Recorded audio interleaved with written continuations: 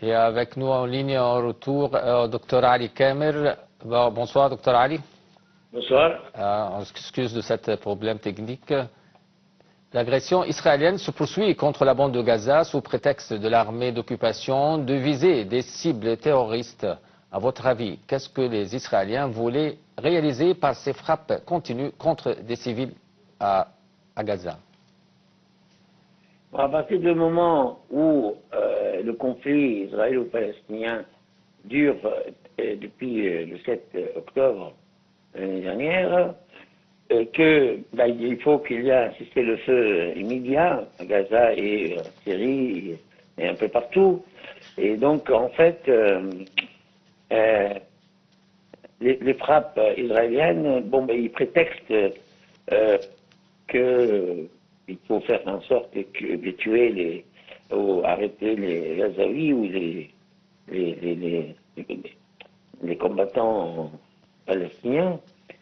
Et donc, il faut absolument faire en sorte que le feu cesse, bien sûr, mais libérer les otages à Gaza, il y a des conditions pour faire.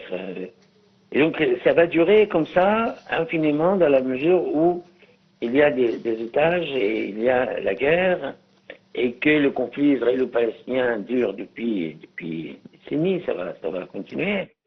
Mais je pense aussi qu'il faut retourner à l'histoire de Gaza et l'histoire de Palestine depuis 1948.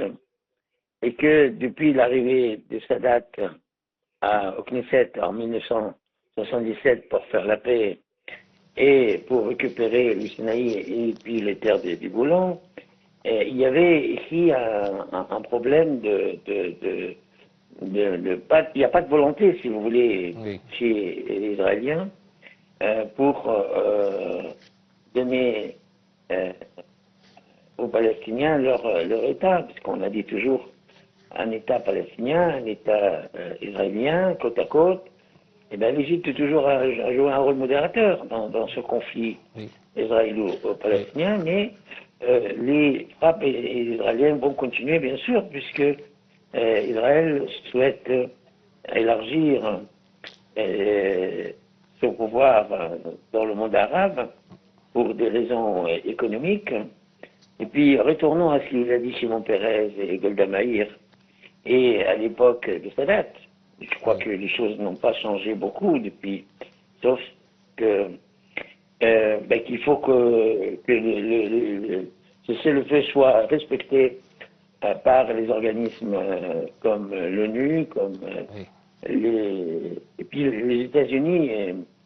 Je ne vois pas très bien comment Anthony Blinken n'arrive pas pour le moment à faire en sorte de cesser le feu entre Hamas et Israël. Il y avait un appel, Dr Ali, il y avait un appel téléphonique entre le ministre des Affaires étrangères, Badr Abdelati, avec son homologue américain Anthony Blinken hier. Et au cours de cet appel, M. Abdelati a souligné la nécessité de conjuguer les efforts régionaux et internationaux afin d'aboutir à un cessez-le-feu dans la bande de Gaza et d'y assurer l'acheminement des aides humanitaires sans entrave. Comment vous voyez le rôle de l'Égypte pour arrêter ces agressions israéliennes? Moi, je pense que M. Badr Abdelati fait le maximum d'efforts et l'Égypte, comme je vous l'avais déjà dit, joue un rôle assez important au Moyen-Orient. Mais il faut dire aussi que tuer des civils et les déclarations au ministère de la Santé en Palestine concernant les victimes, si vous voulez, c'est effrayant, c'est pas possible que ça continue sous prétexte, oui, sous prétexte qu'il y a des terroristes, alors que c'est une occupation. Israël occupe la terre de Palestine depuis toujours, et qu'on ne peut pas dire que c'est des terroristes. Je crois que si Anthony Blinken écoute bien l'avis de M. Badr Abdelhati, les choses vont aller au mieux. On a besoin Mais beaucoup de pression américaine sur les Israéliens pour arrêter bah, oui, ou mais pour ça un c'était toujours. cessez-le-feu, pour parvenir Même, à un cessez-le-feu.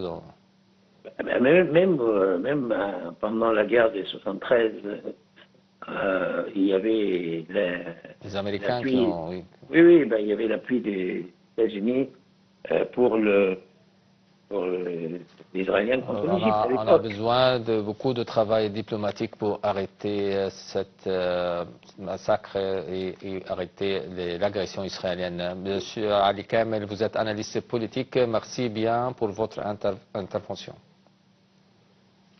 Et on continue après cette pause.